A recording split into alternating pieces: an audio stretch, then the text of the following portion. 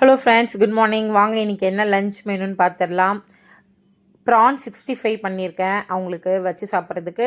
மதியானத்துக்கு சப்பாத்தி, பாலக்கீரை போட்டு பாலக் சப்பாத்தி. ஸ்நாக்ஸுக்கு பார்த்தீங்கன்னா பப்பாயா, அப்புறம் அவிச்ச சுண்டல்.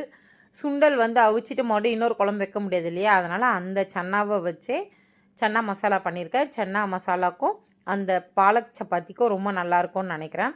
அது வந்து சின்ன பாப்பாவுக்கு, இவங்க பெரிய பாப்பாவுக்கும் சேம் செட்டப் தான். பட் இவங்க வந்து அவங்க ஃப்ரெண்ட்ஸ் கூட ஷேர் பண்ணிக்கிறதுனால ப்ரான் கொஞ்சம் எக்ஸ்ட்ரா வச்சுருக்கேன். ஏன்னா அவங்க பெரியவங்க கொண்டதெல்லாம் ஷேர் பண்ணிக்கலாம், பட் சின்ன பசங்க வந்து ஷேர் பண்ணிக்கூடாது. ஸ்கூலில் வந்து ரொம்ப ஸ்ட்ரிக்டாக சொல்லியிருக்காங்க.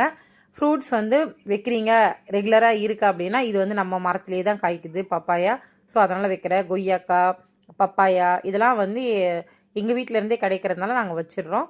அப்புறம் எல்லாமே பொங்கல் முடிஞ்சிருக்கு, ஃபெஸ்டிவல் டைம்ன்றதுனால வீட்டில் நிறைய ஃப்ரூட்ஸ் இருக்குது. அதுக்குன்னு நம்ம போய் வாங்கலாம் கூட, இருக்கும்போது கொஞ்சம் ஸ்டெயின் எடுத்து கட் பண்ணி குழந்தைங்களுக்கு கொடுத்து விடுவோம். ஃப்ரூட் சாப்பிட்ற பழக்கத்தை குழந்தைங்களுக்கு வளர்த்தி விடுவோம் அப்படின்றதுனால இப்போ அதை ரெகுலராக பேசிக்ஸில் கொடுக்க ஆரம்பிச்சிட்டோம். வீட்டில் இருக்கும் போதாவதுன்னா அதை வெட்டி குழந்தைங்களுக்கு ஸ்கூலுக்கு கொடுத்துட்டா கம்பல்சரி சாப்பிட்ருவாங்க.